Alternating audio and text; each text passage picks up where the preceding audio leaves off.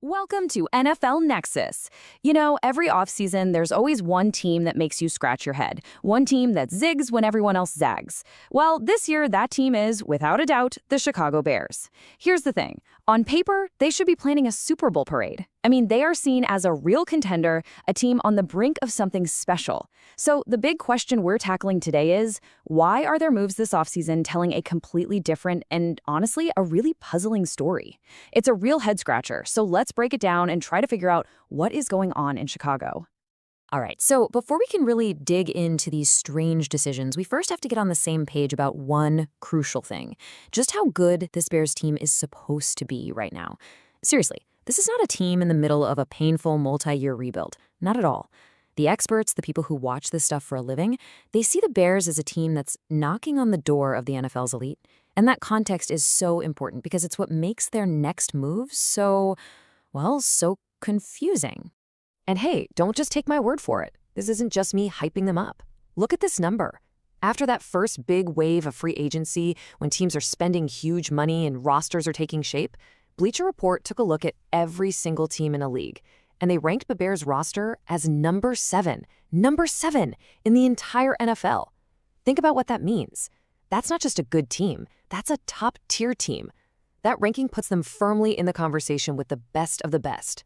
It suggests a team that should be looking for those one or two final pieces to push them over the top for a real Super Bowl run, not a team that's about to start subtracting from its core. So what's driving that elite top 7 ranking? Well, it's pretty simple. It's their offense. An incredibly young, dynamic, and absolutely explosive offense. It all starts with the guy under center, quarterback Caleb Williams. The consensus is that he made a significant second-year leap. He went from promising rookie to a legitimate, must-watch player every single Sunday. But a great quarterback needs weapons, and boy, does he have them. You've got wide receivers Rome Odunze and Luther Burden III on the outside, creating matchup nightmares. Then you have tight end Colston Loveland, who was so reliable he actually led the entire team in receiving last year. That's huge for a tight end. Add in running back Kyle Monagai, and you've got playmakers at every level. But here is the most stunning fact about this group, the part that should have the rest of the NFC terrified. Every single one of those key players, Caleb Williams, Odunze, Burden, Loveland, Monagai, they're all 23 years old or younger. That's not just a good offense for 1 year. That's a core you can build a dynasty around for the next decade. And this, right here, brings us to the absolute heart of the puzzle. Everything we've just talked about points in one direction. You are a top 7 team in the league. You have a phenomenal, super young offense that's only going to get better. The logical next step, the thing that 99 out of 100 GMs would do, is build around that amazing core. You protect it, you add veteran leadership, you fill the holes on defense. But the Bears front office, they did the exact opposite. They took a key piece of that incredible offense and traded him away. It just doesn't make sense on the surface. Okay, let's dive right into the trade that sent shockwaves through the league and sparked this whole debate. Look, star players get traded all the time in the NFL. We know that. But it's the context here that makes this one so confusing. This wasn't just any player getting shipped out. This was DJ Moore. He wasn't just a stat filler. He was a veteran leader in that young locker room, a guy who was absolutely critical to their success last season. He was, in many ways, the steady hand guiding that young offense. So here are the nuts and bolts of the deal. The Bears sent their star receiver, DJ Moore, and a 5th-round pick to the Buffalo Bills. And what did they get back? A future 2nd-round pick in 2026, and, this is a big one, nearly $44 million in cap space. Now, cap space and draft picks are valuable, for sure, but here's what those assets don't show you. The Bears didn't just lose stats, they lost clutch plays. DJ Moore was a key reason they beat the Packers. He was the guy who caught the game-winning touchdown in the wildcard round of the playoffs. You can't just replace that kind of production and that kind of trust from your quarterback overnight. They traded away a proven clutch performer right when they're supposed to be winning now. Okay, so Moore is out the door. The trade is done. Now the question becomes, how does this shocking move impact their master plan, especially with the draft coming up? With that extra 2nd-round pick and a boatload of new cap space, they have a ton of options. They could package picks to trade up for a blue-chip prospect, they could stay put and fill multiple needs, or they could go out and sign some proven veterans to plug the holes. So, with all those possibilities, what is the smartest path forward for a team that's trying to win a Super Bowl? Logically, if you just look at the roster, the Bears' needs are crystal clear. And let me tell you, wide receiver is not one of them. The sources, the experts, everyone points to the same three areas: the offensive line, the defensive line, and the secondary.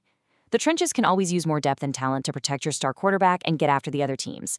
But that secondary, that's a glaring issue. Think about this.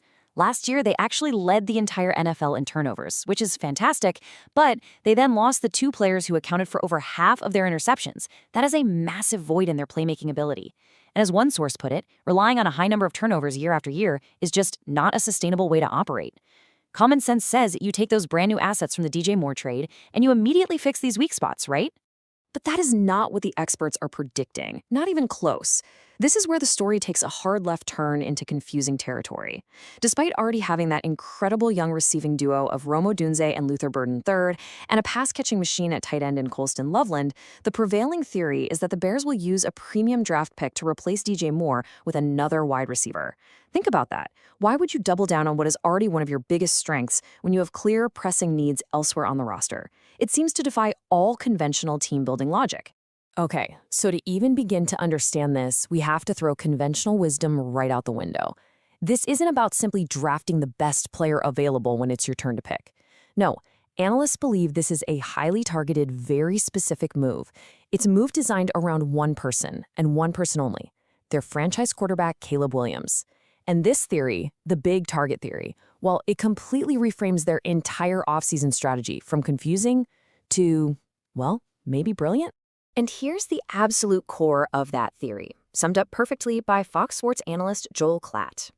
He says, "I like the idea of big targets for Caleb Williams because you remember, Caleb is going to improvise. And that's the key word right there, improvise. While Williams has gotten much better at playing from the pocket and working within the offensive structure, his true, game-breaking, superstar talent comes out when the play breaks down. When he scrambles, when he extends the play with his legs, that's when the magic happens. And when your quarterback is scrambling around, what's the most valuable asset a receiver can have? It's not necessarily pure speed. It's being a massive target with a huge catch radius who can go up and win those 50-50 contested balls. It's about giving your improvising quarterback an easy, reliable option." So if the theory is to get a big target, who exactly fits that mold? Well, Joel Klatt's mock draft points directly to one specific player: Jordan Tyson, a wide receiver out of Arizona State. And when you just look at his profile, you can see exactly why this theory is gaining so much steam. Klatt calls him a big body guy, and the measurables absolutely back that up. He's 6'2", 200 pounds. That is the physical frame you want for that reliable safety blanket for a quarterback like Williams, especially in the red zone and on those crucial, unscripted plays where everything is chaotic. And look, the interest in a guy like Jordan Tyson isn't just about his size. He's not just a big body who's out there to block. The guy is also incredibly productive. Let's look at his last 2 seasons at Arizona State. He combined for over 130 catches, racked up more than 1,800 yards, and found the end zone 8 times last season alone. He's not just a workout warrior, he's a proven playmaker. He combines that ideal physical frame with real on-field production against top college competition. He checks all the boxes for this specific role. So when you start to connect all the dots, the shocking trait of a star player, ignoring the obvious needs, the focus on a very specific type of draft prospect, you start to realize this isn't just a series of random, confusing moves. It appears to be one cohesive, but very, very risky strategy. The Bears are making a calculated gamble, and they're pushing all their chips in on a very specific vision for how they want their offense to win. Let's just break down the logic of this gamble, step by step, to make it perfectly clear. Step 1. You trade a star veteran like DJ Moore. Yes, he's a fantastic player, a leader, but he's also on a big, expensive contract. Step 2. You acquire assets. That trade frees up nearly $44 million in precious cap space and nets you a valuable second-round pick. Those are the tools you're going to use to rebuild. And here's the most important part. Step 3. You immediately reinvest those assets to reload. But, and this is the key, you don't just draft a generic replacement. You draft a cheaper, younger player in Jordan Tyson who has a very specific skill set, that big body, that huge catch radius, that you believe is the perfect complement to your franchise quarterback's greatest strength, his ability to improvise. Essentially, the Bears are choosing to supercharge their offense's unique identity, to lean into what makes Caleb Williams special, rather than spreading those resources around to build a more traditionally balanced roster. By the way, if you love breaking down these details as much as I do, you might love our coloring books. They're perfect for kids, grandkids, or even for yourself. You can find the link in the description or just scan the QR code on your screen now. It's a great way to support the channel. And all of this, the whole entire plan, leaves us with the ultimate question. Is this a stroke of genius?